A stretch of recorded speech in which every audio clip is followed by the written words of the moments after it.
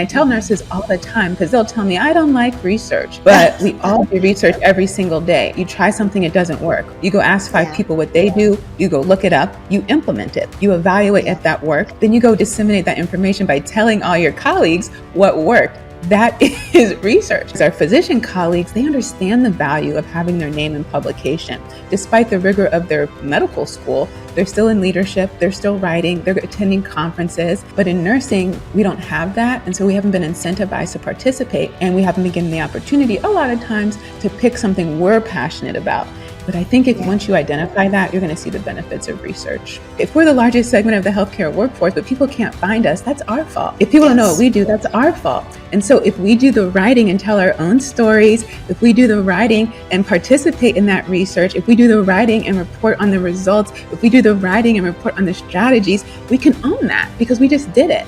So now when someone's looking for an expert and they go look up credible evidence, they're going to see nurses all over that. What do nurses do? We bring that art, science, and humanity to our interactions with people. Whatever their problem, whatever their situation, we find ways, strategies to implement that are in alignment with them as a person, their values, and their beliefs, and we support them in whatever decision that they choose to make. Welcome to the Nurse on Purpose podcast, where we challenge media stereotypes about nursing and spotlight the incredible and diverse roles nurses play in healthcare. I'm your host, Chinelo. Every week, I'll be joined by a nurse who is reshaping the narrative. From frontline care to leadership, education, innovation, and beyond. Our aim is to show the world that nursing is so much more than what we see on TV. Together, we'll explore how we can collaborate with media and other stakeholders to create authentic and inspiring portrayals of nurses. Let's begin the conversation and ignite change, one episode at a time. Hello, everyone, and welcome again to the Nurse on Purpose podcast, where we challenge media stereotypes about nursing and highlight the incredible work that nurses do every day. I'm joined today by an incredible nurse whose over decade-long career has spanned from education to dermatology to research. Dr. Kimberly Madison is a doctorally prepared nurse practitioner and the founder of Mahogany Dermatology, that promotes nursing, education, and research. She's building an organization dedicated to addressing gaps in dermatology education and research for nurses and nurse practitioners. Dr. Madison is also the founder and co-host of TMI, I love that name, the Melanin Initiative. It's a podcast focused on health literacy, elevating the expertise of nurses, and increasing awareness about professional opportunities in the healthcare industry. Dr. Madison, you're welcome to the podcast. Thank you so much. I really appreciate this opportunity to come on here and chat with you today. Absolutely. Thank you for being here. So today I really want to learn about your journey because, I haven't actually exhausted the list of all the hats that you wear. I mean, you are everything. You sit on advisory boards, committees, you're involved in professional organizations, you founded networking groups, nurse internship program, and you support nurses and Ps who are building their own dermatology business. Girl, you are doing it all. So let's just begin by really talking about your nursing journey and the roles that led you to where you are today, transitioning to that dermatology focus. Well, yes, as we're at the time that we're filming this, it is my nurse anniversary month. I started a long time ago at Georgetown University in DC in the residency program. And since that time, traveled quite a bit. I was a travel nurse, actually. And then I went back and did the BSN to DNP program at George Washington University. And that ended in 22, I think. Now, after that ended, that program was 6 years. So I was 6 years older. The world was 6 years older. The pandemic had happened. My relationship was 6 years older. So I said, instead of jumping like we do if you're very ambitious, you cross one finish line and you run to the next starting line, right? And I said, I'm just going to pause and start with a blank slate, figure out who I am again, reconnect with my family who's been so patient. And I have all this information. What do I do with this? And so I said, what would I do if I could do anything for free? And the answer was right. And I needed something to write about. And so I said, well, I kind of fallen in love with dermatology during the pandemic because my love bug had some acne. And so I went to the YouTube University to come up with a skincare regimen. Honestly, if that never happened, I probably would still be doing the same thing to this day. I have to be honest. But I went down that rabbit hole. I never came back. The doctors I was listening to really started getting into the science of it, and they really piqued my interest. So then I started thinking about it not as a consumer, but as a clinician. And as maybe some of your audience may or might not know, in nursing, we really don't get that much exposure to dermatology. And actually, because of all the research I've done, actually, if doctors don't practice in derm, they don't get it either. So we're all out there on the fence, but it's 85% of the cases that walk through a primary care, urgent care door. So everybody's treating the skin because skin is everywhere. So derm, there's like 3,000 to 4,000 diagnoses. That's a lot of information and a large learning curve.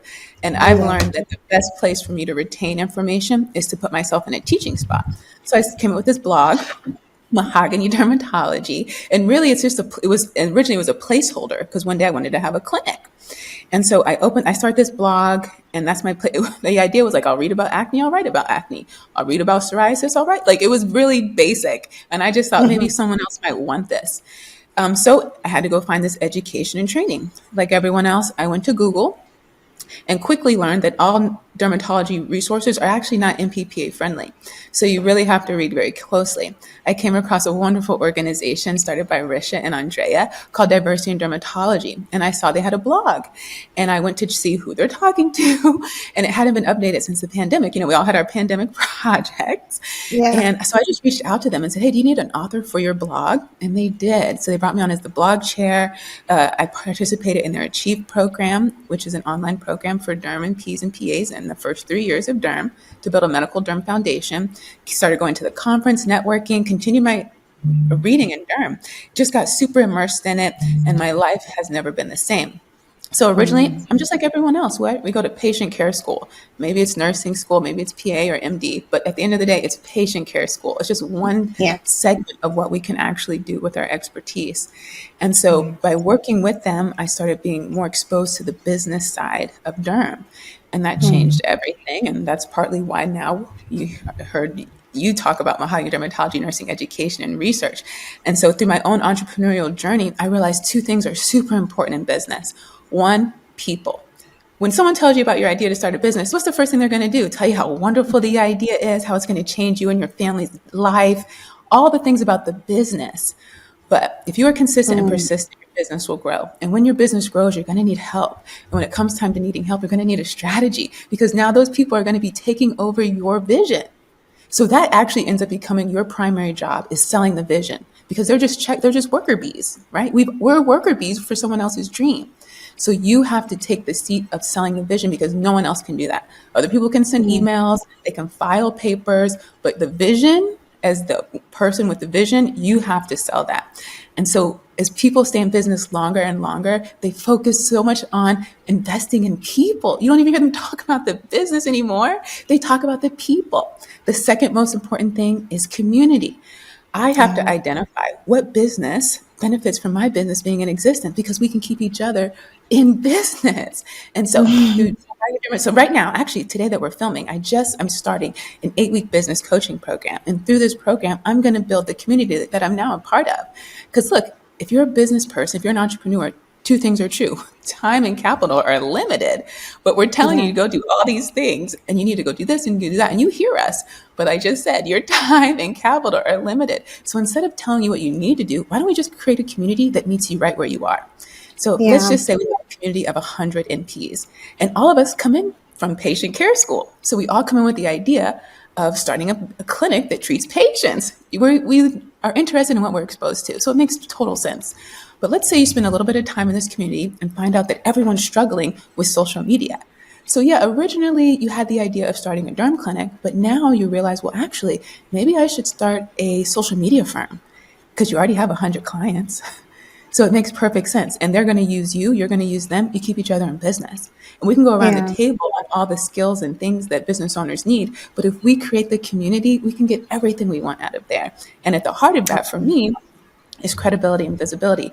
And I think that lies in publishing, which I'm excited to tie that into our topic today. Awesome. Wonderful. Okay, so one of the pillars of your company is addressing gaps in dermatology research for nurses. How did you really become interested in nursing research? And why do you think that it's so important that nurses are actively involved in healthcare research? Well, my first degree is actually in biology, so my love and passion for science goes a long, long way back. And yeah, I never fell out of love with that. And so I just love information and have had to write so many papers. And I'm very inquisitive. Anyone knows me knows I ask a lot of questions. And when you're trying to give answers, you want to give credible answers. And in the line of science and medicine, credible answers come from the research. And I tell nurses all the time, because they'll tell me, I don't like research. But we all do research every single day, right? You try something, it doesn't work. You go ask five people what they do, you go look it up, you implement it, you evaluate if that worked, then you go disseminate that information by telling all your colleagues what worked. That is research. Unfortunately, I think in nursing, because it's given as like busy work, seen as like a waste of time, and then someone's telling you the topic, which may or may not align with your passion. Whereas our physician colleagues, they understand the value of having their name in publication. Despite the rigor of their medical school, they're still in leadership, they're still writing, they're attending conferences, and they know because it makes them more competitive for their next phase in their journey. But in nursing, we don't have that. And so we haven't been incentivized to participate. And we haven't been given the opportunity a lot of times to pick something we're passionate about. But I think once you identify that, you're going to see the benefits of research. That's wonderful that you said that. I was reading an article by Anne Scanlon McGinnity. She wrote this article in 2021, just coming off the heels of COVID, and it was titled Revision in the Image of Nursing. And she said that the key to changing the image of nursing is to first envision the future state of nursing. And in that, she kind of called to action nursing organizations to say that they really will be the ones who are pivotal in kind of informing the direction that our profession goes, even though that there are individual efforts being made. One thing that she said that really struck me was she mentioned that when a nurse, a student is seeking candidacy in a nursing school, right? And let me just read it the way she had written it. She says, a candidate seeking nursing as a profession must bring the personal values of caring, compassion, and integrity. And then it's our professional responsibility as educators and organizational leaders to hone that individual's professional identity as a clinician, scientist, epidemiologist, etc. Meaning we need to start from the bottom to really start to prepare our students to think of themselves in this way. Because like you said, nurses don't really think about themselves as researchers or scientists, as epidemiologists. We need to come away from that task-oriented nursing mindset.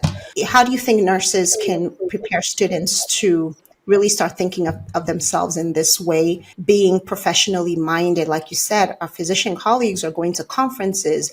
They are, leaders in their field. They're experts. How do we prepare students to also have this mindset? Well, I do want to be fair because I've been thinking about this question for over a year now. And I think one of the things that separates nursing and physicians, particularly students, is for the most part, doctors going through med school are not working. On the other hand, a lot of nurses work through nursing school. And in nursing, we do two things. We're trying to address the increased patient demand, right? So it's like, well, who can we get there to treat that patient? Well, let's get some nurses in there. Well, these nurses are already working. They already have families. Let's try to make this as accessible as possible. That's why we have multiple entry points. We have day school, night school, weekend school, in the classroom, online, because nursing's trying to address that primary problem. And that has brought other conversations and controversies and confusion, right? But I think, in fairness of nursing, I think that's at the heart of what we were trying to do, is to help meet the patient's need. And so what can we do? Well, I've worked on a curriculum committee before, and you can come up with an idea today, and it can take 3 to 4 years before it's implemented, because you can't change the students. If they just came into that program a year or two ago and you change everything, it disrupts their whole graduation. So you do have to be mindful of that. Now, on the other hand, look, I'm an entrepreneur, right? I'm talking to you. I don't think we need to keep telling the schools all the things they need to do to get better, because that's another business. Why would I go out here and tell McDonald's how to make better burgers?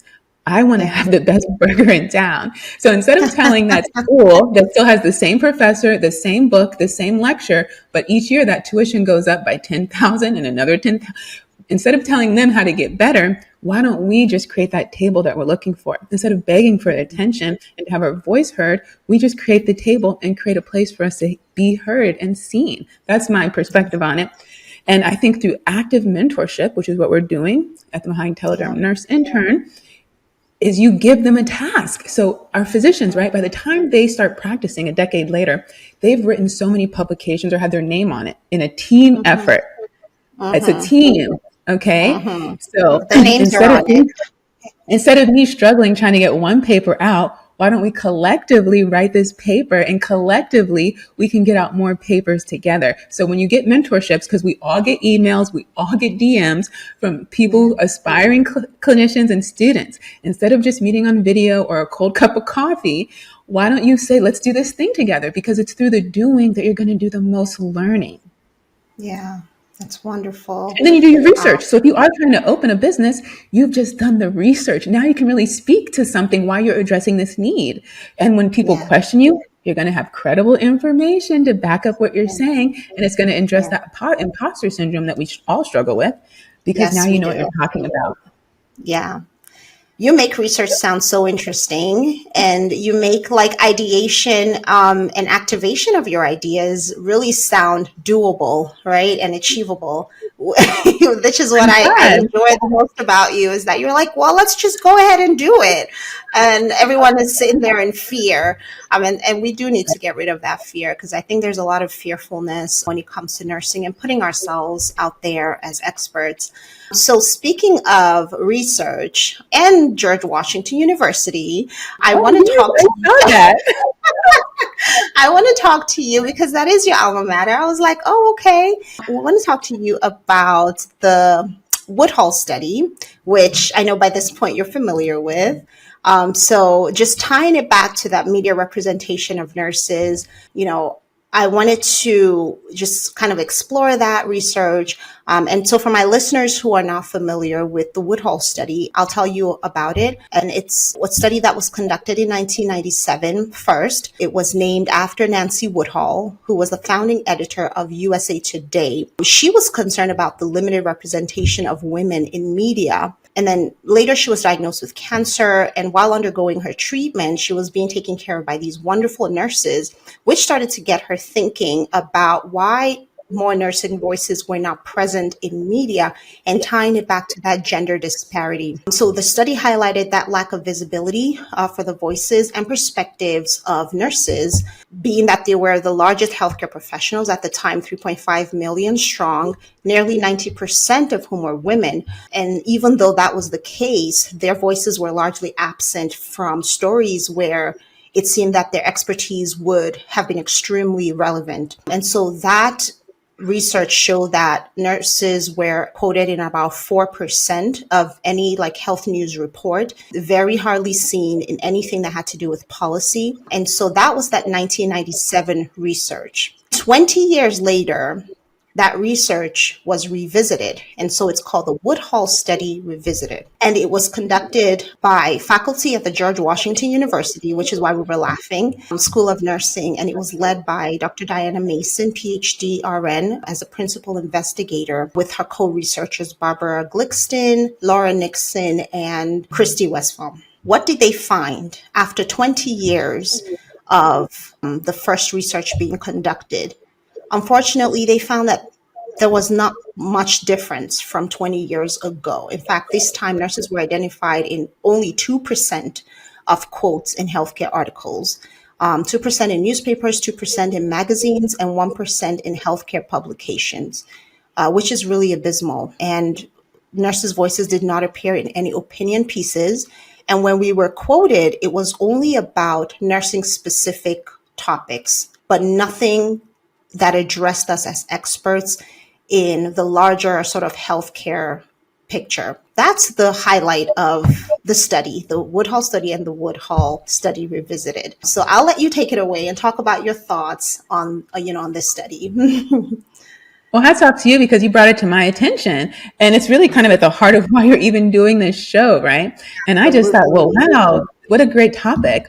And yeah, I thought I love the fact that they just revisit the same resources too, to see what was Mhm. updated, aside Mostly, from like yes. online stuff, right? Yes, yes. Um, and that editor who realized the impact of nurses, I think our Mm, society does too, right? So, like, we're the largest segment of the healthcare workforce. We're the most respected. We've been the most respected, and we're still very silent. They said this in the study, right? mhm. Until you encounter the system, like she did as a patient, or like someone does when they're visiting a loved one. And they even noted that even when the reporters try to get nurses as being the lead of the Mm, story, it's the yeah, editor who pushes back. So I love that they yeah, mentioned that because, oh, I hear, okay, so next time we just pitch the editor, right? right. And that apparently that editor hasn't been in the hospital system or hasn't had to visit anyone, because if they did, it wouldn't have been an argument. Right, exactly. Wonderful. And I love that you said, the pushback a lot of times, and like we'll kind of start from the top. So they sought to answer three questions in this study, right? The phase one question addressed, have nurses been more represented in the media, print sources, more in from 1997 till today? We already answered that. The answer is no. If anything, it was worse, but they couldn't really say it was worse because they didn't know how statistically significant those percentages were. So if anything, it was just same. It was like nothing changed, right? The second question they needed to answer was, what were the barriers to journalists using nurses as healthcare experts and sources? And then these are some of the barriers that were identified. First, there was barriers keeping nurses from journalists, and then there were barriers keeping journalists from nurses. The barriers keeping journalists from nurses were that journalists didn't fully understand the range of nurses' roles, work, and education. I'm reading this as a direct quote. The second was that journalists often don't know how to find nurses to interview, and they have limited time to track them down. And then the third thing was that there were editorial biases, policies, and processes that got in the way of using nurses as sources. These editorial biases came from even the way that they addressed the source. So, for instance, if the source was a nurse, the source of their information was a nurse, they were not allowed to say RN. They weren't allowed to, based on their editorial style, they weren't allowed to use the designation RN beside the nurse's name. So there could have been more nurses, but they were just sort of quoted as maybe in their administrative position or whatever. But they were not addressed as RN, but they could write underneath and say, oh, this person is a registered nurse at such and such. However, when the doctor or the physician was quoted, they would always, it was mandated that they said Dr. John Doe or John Doe, MD. That was the editorial style. So, in a lot of ways, the nurses may have been speaking out, but not fully credited for their opinions or the work that they were doing, right? And then the second piece being that they don't know how to find nurses. I think that's a nursing related issue where, I'm thinking to myself, well, we need to have some kind of a body. There's a body, I don't know who told me about this, but it's called She Source. Actually, no, you know what? It was one of the journalists that was on the panel. If you watched the video, when at GW, they had a panel and they had a video where they really like talked about the study findings.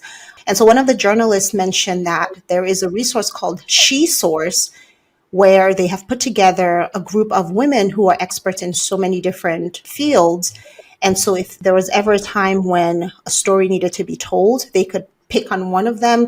It could be, somebody that is a politician. It could be a cardiologist. It could be anything, police officer, whatever. But it's just a group of women because they're really trying to get women's voices in the media. So they were like, we would welcome nurses to participate in this initiative. And so I think that it would be great if nurses maybe had their own body where we're all nurses there, but then there's a nurse who specializes in dermatology one who's in pediatrics, one, all kinds of different public health, community health nursing. And then whenever, it would specifically be a group who is focused on media engagement. And then if there was ever something where journalists needed somebody to give an expert opinion in a pinch, we would, because they're always on deadline. So we would be readily available. And then the first one was that journalists don't fully understand what nurses do. Can you talk about that? What do you think is the solution to helping the public understand who we are, defining our role as nurses? Well, I think publishing. So because physicians have continued to publish, right? They're as putting them out there as authorities of a topic, and they own that authority, right? They're not shy about it. They're not just saying, "Oh, it's just my job," right? Which we're very familiar with in nursing. And so the second part of that is like, if we're the largest segment of the healthcare workforce, but people can't find us, that's our fault. If people don't know what we do, that's our fault. And so if we do the writing and tell our own stories, if we do the writing and participate in that research, if we do the writing and report on the results, if we do the writing and report on the strategies, we can own that because we just did it. So now when someone's looking for an expert and they go look up credible evidence, they're going to see nurses all over that. And to me, that is a big part of it. So one of my favorite books is called Key Person of Influence by Daniel Priestley. I read it 2 years ago. It's literally the blueprint I have followed for the last 2 years. I never give recommendations to clinicians unless there's an audio feature or an automation feature. So you can get the audio book. And he has a 5-part framework. One of those is being an author. In the word authority is author. You are the author of that topic. Having a blog, having a podcast, talking about something over and over consistently sets you up to be a subject matter expert. Do you start like an expert on day one? No. But if you keep coming back tomorrow and the next day and the next month and the next year, eventually people are going to say, "Hey, you're always talking about that one thing. You must know what you're talking about." When you're a clinician or an entrepreneur or a clinician entrepreneur, two things are true. You don't have time. You don't have time and you don't have time. So one thing I learned, you know what it is? So when I was working with diversity, when I started working with diversity in dermatology, I'm the newbie on the team. Everyone else has been practicing derm for a long time, right? So if I'm going to write to this audience, I needed to know something. So it really, I put myself in a room where I'm not the smartest person, right? That's advice we tell everyone. And it forced me to do the reading. And then I saw that I added value to the team who didn't have time to do the reading. I was able to do the reading, summarize it so it's digestible and they can keep doing their thing, whether it's seeing patients or running a business. So it just showed me how valuable and how we can leverage our clinical expertise outside of patient care. So to me, the answer is always going to be writing. Yeah, I love that. I could listen to you all day. I think if you were my research professor, I would I'd be like, I want to do that. But you know what? I think that you're so right, is making sure that we are putting our name out there. It may seem like self-aggrandization, but it's really not. It's really establishing ourselves as a profession that's rooted in science, and we have the backing for that. We take courses in research in school. So what happened to it when we leave, right? What do we do with all of that knowledge? This is the point. This is the reason we don't have to do it only when we're getting our PhDs. We can start to do it now. And I really love that, especially when I see nurses working in just very unconventional spaces, right? It really gives me hope that, okay, nurses are really taking charge of their career and their expertise. I love that. The other thing too about defining our profession, I was talking to Kathleen Bartholomew, who is like a pioneer and a leader in the topic of nurses feeding their young. And she said to me, and I'm paraphrasing, that unless nurses define what we do, we're never going to get that much respect, because we know firefighters put out fire. We know servers, they serve food. We know hairdressers, they make hair. Like, it's very specific to what they do. But if you asked a nurse, if you asked 100 nurses, what do nurses do? You would get 80 different responses. And there is no strong, stable definition to what nurses do. And so we should take a stab at it and say, okay, let's give nursing a definition, right? Let's say, what do nurses do? What is a nurse if you were to define a nurse? I put you on the spot.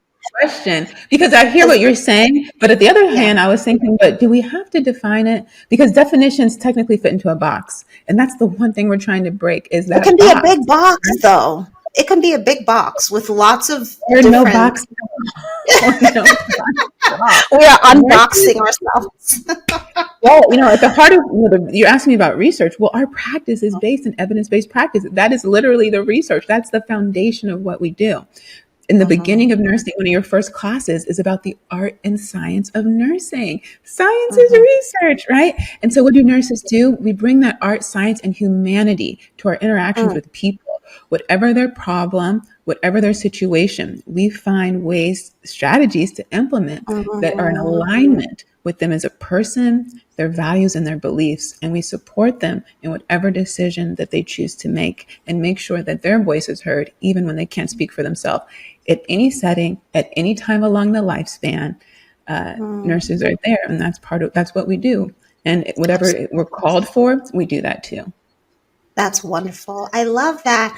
I think, You put me on I mean, that's, It's a great I question. know, I'm It's sorry. a great question. No, actually, it's a really great question. And I It think is, if you go isn't it? ask 100 nurses, you should write about all the different 80 answers you get. Wouldn't that be a Yeah. wonderful? I would love to read that.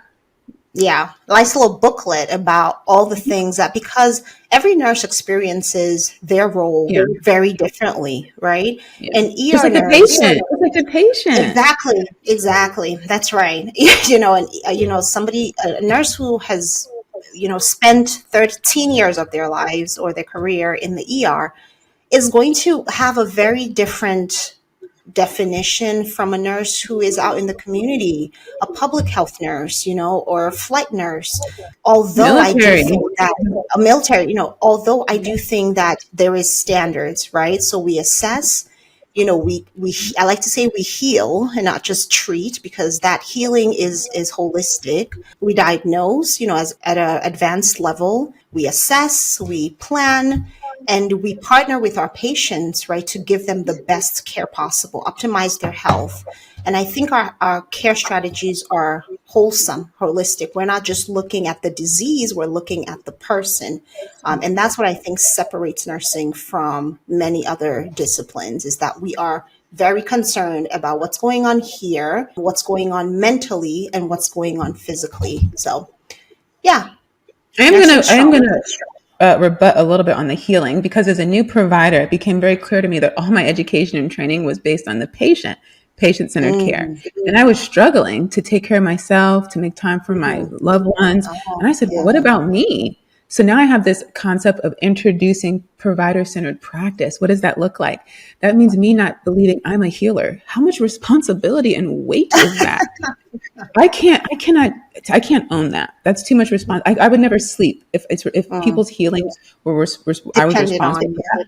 Now, Mm. what I do have, what God has granted me, is knowledge and wisdom to act upon, Mm. skills to suture, the ability to insert a catheter and connect it to medication that can Mm. reduce the presence of an infection, to answer Mm. questions, to hold someone's hand, to put ice where things are Mm. hot, to cover things that are open. But the healing, Mm. I'm gonna Now relinquish you're gonna that leave one. that all to God. But the other And things, you're, you're okay. So we are partners in the healing yeah, process. yeah. Okay, Because then I'll what rephrase that. happens when, what happens when my loved one dies and I'm coming Yeah, to you? You can't own yeah, that unless yeah, there was a true absolutely. mistakes do happen, right? But at the end Yeah, of the day, life is short. yeah, Even with the absolutely. best care, the best facilities, the best surgeon, things still happen. And we have to recognize that, and we have to be honest with our patients and their families about that. And they appreciate. One thing as nurses, we know people love the truth. Yes, They they tell us do. that. They tell Yeah, us that, and they yeah, mean it. yeah, yeah, yeah, yeah. That's true. They don't want false reassurance, false They hope. can They feel want, it. They can yeah, sense that. they can tell. Yeah. So just be honest and support them through that. Give them that information so they can make a well-informed Yeah, decision. yeah, Yeah. absolutely.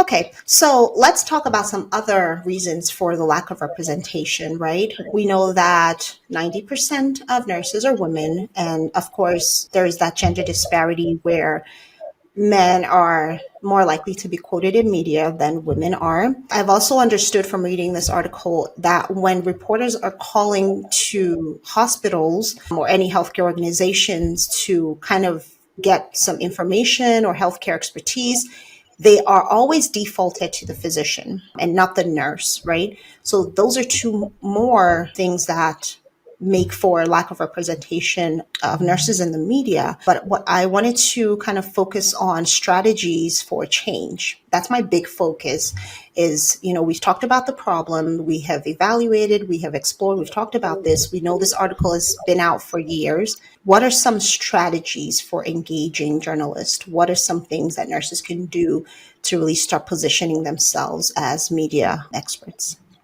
I love this part, right? Because I said our friends they don't have time, right?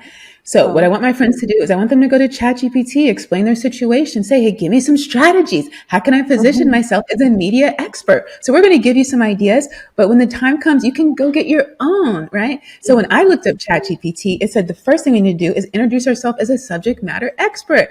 I'm Dr. Kimberly Madison, a doctorally prepared nurse practitioner. I specialize in dermatology, nursing education, and research. That's what I do. I own that. And I'm not an expert, but I'm passionate about it, and I continue to study every single day. And it said, have that pitch deck ready, right? I think everyone can do that this weekend. Elevator pitch, yep. Yeah, but also your pitch deck, right? So you're going to go to Canva, you're going to put in a nice headshot, put some little talking points about you, break up your bio, and so in the podcast world, we have our one sheet, right? It's who are you? What's your mission? What are your favorite talking points and how to connect with you? That's what you need. So in addition to have something you can share either in person or digitally, what's that 30-second pitch? It's going to make someone want to sit down and hear more. And the thing is, you say this every day. You tell your patients this every day. You're pitching every day. Someone doesn't want to take a medication. They don't want to get back in the bed. Your husband doesn't want to go to that doctor's appointment. Your kid doesn't want to eat those vegetables, but you still make it to the end because you came up, you're creative and you figured out a solution and you owned that you're going to do this. Yeah. In my house, this is how it's going down. On my shift, right? Not on my shift. Not on my watch. We've all said that. I don't care what you do on the other shift, but while I'm here, this is how it's going. Yeah. Some people are scared to chat, because some people don't know how to use AI. They don't realize it can be done in their day-to-day. You don't have to reinvent the wheel. That's what we learned in DMP school. We have these tools to help you, even with a conversation like nurses and media, and you can implement these ideas. Yeah, wonderful.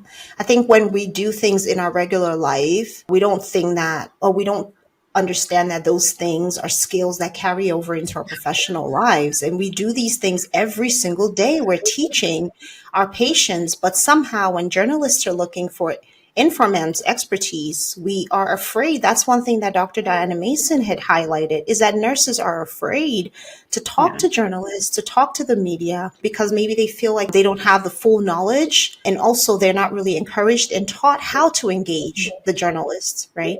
And journalists are your friends. They're not, they're not monsters. They don't bite. And they are looking for us to give our expertise and our opinions, but we just don't. I think nurses just don't really consider themselves to be, kind of front of camera people. And we want to kind of be in the background. So time for that to change. So we're going to play a game so that we can kind of wrap up our episode here, because I have really enjoyed talking to you and I can do this for 2 hours because I think you're such a treat. Great topic. I think this could be a whole panel at a conference. It was a great topic, especially in the age of, social media. This is really a great topic. I really appreciate you bringing it to my attention. Thank you so much. Yeah, when, I love that you're into the research. And so it was just. You too. Yeah, absolutely. That's that motivated you to do your show. That's what motivated your show. Exactly. Oh my goodness. You should revisit it. Here we go. They said one of the limitations is they didn't study online content research. So research. Yeah. That's all you have to do. She's out here trying to make me into a revisited. Okay. Yeah, the online version. Okay. Thanks for the motivation. I would certainly, and you will definitely be on that panel and my co-researcher. because I could Yeah, use some of those. we'd love to help you do the lit review, right? Yeah. That's how we get it Yeah. out there. We got to be on a team. All right. So you ready? Did you think about that script? Are you ready? We're gonna play our No, I game. like things to. No, I No, like it to be on the you're on the spot. spot. I have enough So to think about. I don't I need know, I more. hear you, girl. I understand. I'm gonna shake around our jar here, and I'm gonna pick out a category. Um, and then when I pick it out, you're gonna step into the shoes of a producer and give me the synopsis of a show that you would write that featured the nurse or a nurse lead. Are you ready? Ooh, Mm-hmm. okay. This is actually up your alley. It's medical research Oh. or Oh, so nursing that's research. That's your oh, category. and what am I supposed to do? And you're sorry. You're supposed to come up with a show or movie or something that is featuring that is in the media that's featuring a nurse or a nurse lead. So we've talked about the And issues that we're facing, representation. We don't like the way nurses are portrayed, and we want to do something different. So I'm giving us the chance to do and create our own something different. okay, well, I would be remiss if I went this whole show and didn't thank my team, because you did mention the producer and you did say I Yes. wear a lot of hats. And one of those hats is as a team member. So shout out Yeah. to Alicia and Geraldine, who co-host the Melanin Initiative with me. Our producer, Angie, she's both the producer and the executive assistant for Okoye Dermatology, where I have my intern for the year, Jade Trevino. So I stand here as one, Shout but outs. Shout I outs. represent a whole team of people. I never want to sell the idea that being a one-woman show is a sustainable idea, because it's not. No. So, especially for nurses who have Mhm. had to do all the things, but we don't want to keep doing all the things. Oh yeah. So my idea would probably just be, what do they call it? Like an enactment of my own life, right? And so we have this researcher, they go out there and they're an entrepreneur research. And they go in with one idea to build a clinic, but start exploring this whole entrepreneur path, getting into social media, and their life just takes off. And so it takes Yeah. place in Arizona. And there are like 5 key players in there, and each episode kind of rotates through the different researchers and the information that they uncover. And it's kind of a little bit of a mystery, right? They're trying to find the answer to an unsolved problem. I've put you on the They spot go- they twice speak now. on, but they speak on stage. They have their own podcast. They have all kinds of people come on. And every time someone comes on, they give a little bit more information to the research. And Wow. it's about 8 seasons long. And Yeah. every season you get a little bit more of the answer, but the problem also Mhm. becomes more complex.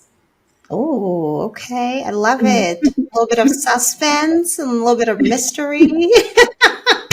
Yeah. But Thank you. no That was dying. There's no fun. I people love. dying. I don't like No those people movies. dying. Okay. All righty. Some people may be like, no, And we there's a want love the. story in the background. Is a love story. So the Oh. main character, in the daytime they write articles on research, but at night they write love letters to their love bug. Okay. They put that on a That's blog. well done. It's on a blog, but they're the anonymous.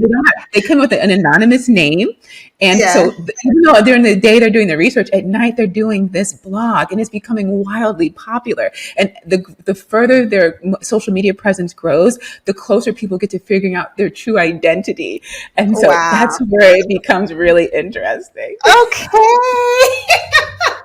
Let's give it up. That was wonderful. Oh my goodness. See, I told you you got this. Where can people find you if they wanted to connect with you, patronize you, and just follow you? The best place to contact me and to follow my journey is on the Okoye Dermatology blog.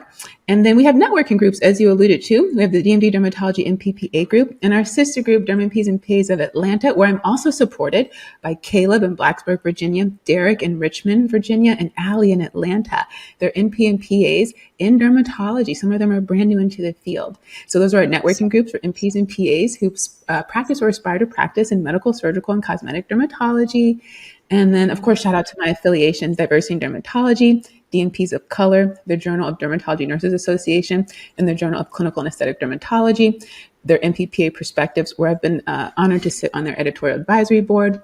I'm a champion for Visual DX, and NP Hub. Shout out to Dr. Joseph De Vieira, who has helped our networking group expand to support students looking for preceptors and to make sure NPs are compensated for their time and talent, which they spent money to get. Awesome. That's wonderful. So yeah, I think we connected on LinkedIn. She's on all the socials, Twitter, LinkedIn, I think Instagram. So definitely follow, and Facebook. You have a Facebook group as well. So everyone, Yeah, please on follow. Facebook. Hmm. Yeah, awesome. Everyone, please And every follow Sunday on along. YouTube. Yeah, on Oh every yeah, Sunday on YouTube. Yeah, you are busy. it's live. You're going to find it under the live tab. I love to engage with the audience. And it started off Yeah. with me sharing my journey, but it's turned into me answering people's questions. And I Mhm. found there's so many other people out here like me that want to research, they want to practice Yeah. derm, they want to learn about the gaps when it comes to dermatology, nursing, education, and research in skin Yeah. of color, business acumen, and Yeah. digital literacy. That's the gap we're filling. And we can't Yeah. wait to bring you along and join it, be part of our community. Thank you so much for being here and stopping by to talk to us. It's Mahogany Dermatology, everyone. Thank you again for tuning in to the Nurse on Purpose podcast. Until next time, take care. Bye-bye.